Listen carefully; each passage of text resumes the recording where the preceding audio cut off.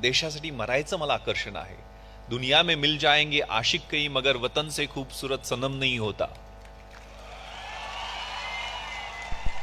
नोटों में सिमट कर सोने में लिपट कर मरे हैं कई मगर तिरंगे से खूबसूरत कफन नहीं होता. त्यामुळे प्रेम असलं पाहिजे ना. भगतसिंग, राजगुरू, सुखदेव, अशफाकुल्ला यांच्यासारखं पण प्रेम असलं पाहिजे. न इज्जत दे, न अजमत दे, न सूरत दे, न सीरत दे, मेरे वतन के वास्ते अरब मुझे मरने की सिर्फ हिम्मत दे. आरजू कुछ भी नहीं है, आरजू बस यही है, रख दे कोई खा के वतन मेरे कफन में.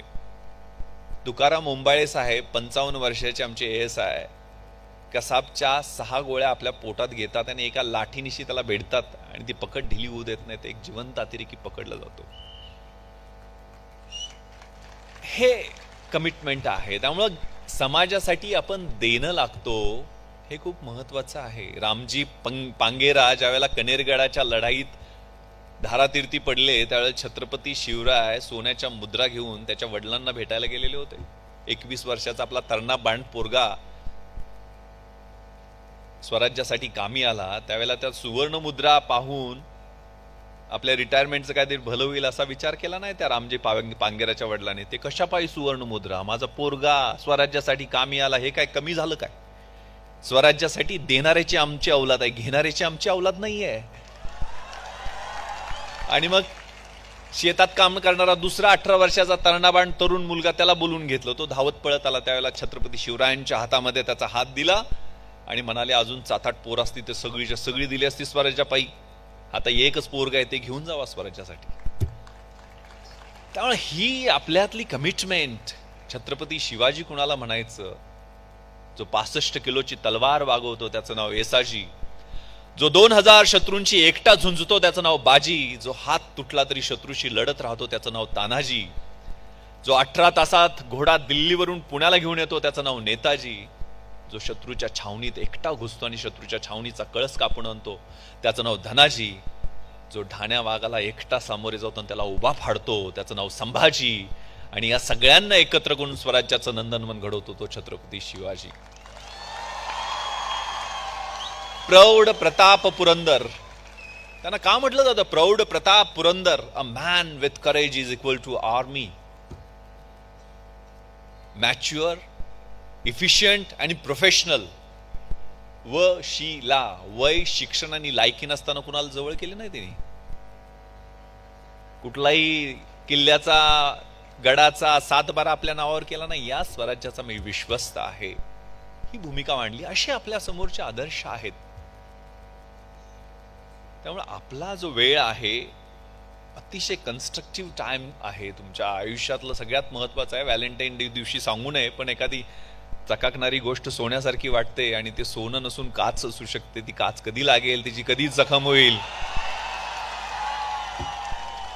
दोघांसाठी सांगतोय मी. ती जखम कधी चिघळेल आणि आयुष्यात कधी गँग्रीन होईल याची गॅरंटी नाही आहे. त्यामुळे थोडंसं 16वं वरीस 18वं वरीस धोक्याच असतंय. सांभाळून राहिलं पाहिजे. कारण हे सांगणारं कोणी नाही आहे तुम्हाला.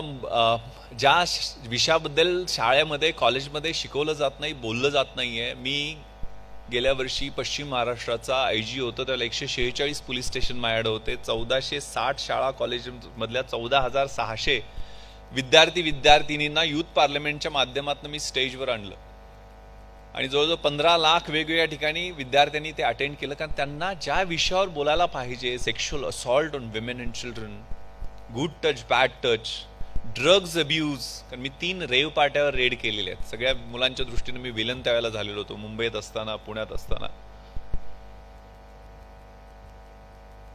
भयानक पद्धतीनं वाढणारा सोशल मीडियाचा अब्यूज, सायबर क्राईम. आपल्याला वाटतं एखादा फोटो एकदम 22-23 वर्षाचा हँडसम हंक दिसत असतो, तो कदाचित 50-55 वर्षाचा प्रिडेटर असू शकतो हे आम्हाला माहीत नसतोय. आम्ही कुठेतरी एखादा फोटो कॉम्प्रोमाइज अवस्थेतला किंवा व्हिडिओ एखादा डाउनलोड केला किंवा त्याच्यावर व्हिडिओ चॅट केलं तर ते कधीच इंटरनेटच्या विश्वातनं नष्ट होत नसते. ते आयुष्य उद्ध्वस्त करतं.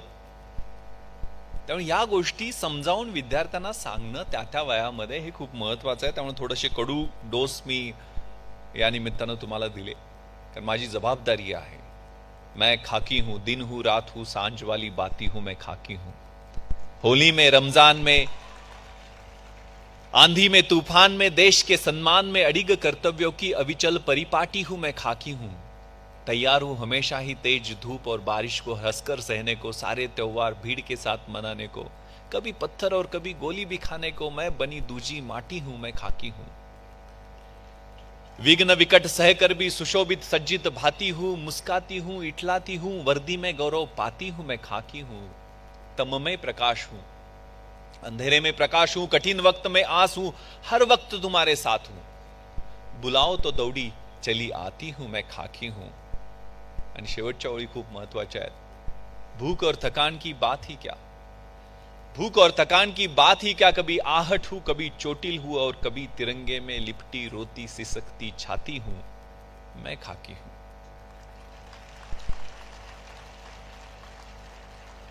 त्यामुळं या कल्चरल बोनांजा म्हणजे आयुष्यात मजा केलीच पाहिजे. मी माझ्या आयुष्यात 150 गोल्स ठरवलेले आहेत. म्हणजे मी 30 सेकंद माझ्या भाचीच्या लग्नात नाचलो, बाला डान्सवरती नाचलो म्हणून ते पण फिरवलं लोकांनी. आता काय बोलायचं.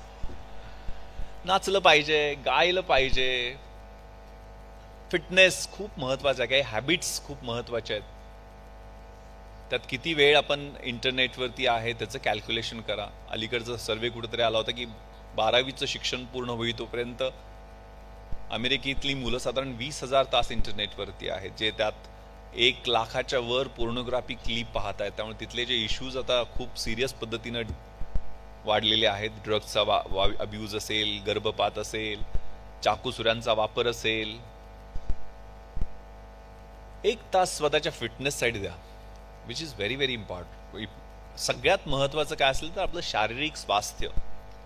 योगा हा सोपा मार्ग आहे. कदाचित 12 सूर्यनमस्कार एक 15-20 मिनिटं त्यासाठी द्या. सगळे पाठीचे, पोटाचे सगळे आजार तुमचे दूर होऊ शकतात. तुम्हाला आता मोबाईलवर खाली बघून हे जवळजवळ कितीतरी किलोची मान स्पॉन्डेलिसिस घेऊन येते काही वर्षांनी. त्याचं बिल नंतर फाडावं लागतं. त्या लाईक्स डिसलाईक्स बघण्याचं असतंय ना, ते सगळंच बिल नंतर 30शी मध्ये लग्न होत नाही त्यावेळेला फाडावं लागतं. पोरं चांगल्या शाळेत जात नाहीत, लग्न झालं तरी मुलं असली चांगल्या शाळेत, त्यावेळेला बिल फाडावं लागतं. आपल्या म्हाताऱ्या आई वडिलांना चांगली ट्रीटमेंट आपण देऊ शकलो त्यावेळेला बिल फाडावं लागतं.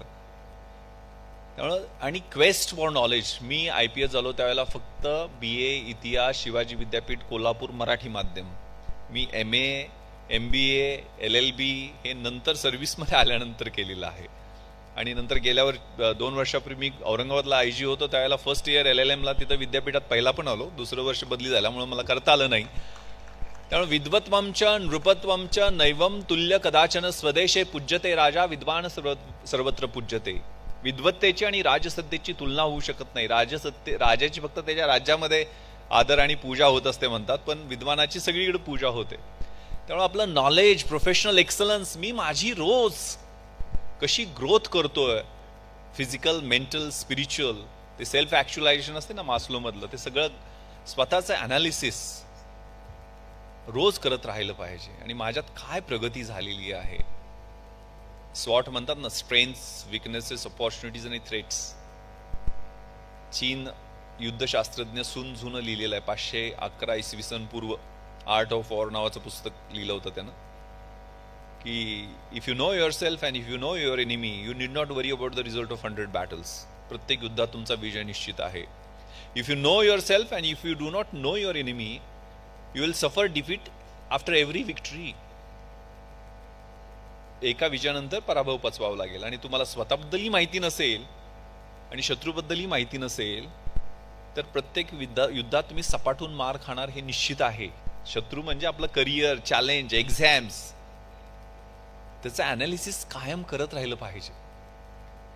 कारण 2000 मार्कांची UPSCची परीक्षा, त्याच्यात जगातल्या कुठल्याही गोष्टीवरती प्रश्न विचारला जातो. एक निबंध 3 तास बसून लिहायचा असतो 6000 ते 7000 शब्दामध्ये. त्याचं लॉजिकल डेव्हलपमेंट, तुमच्या नॉलेज बरोबर, ते सगळंच महत्वाचं असतं ना.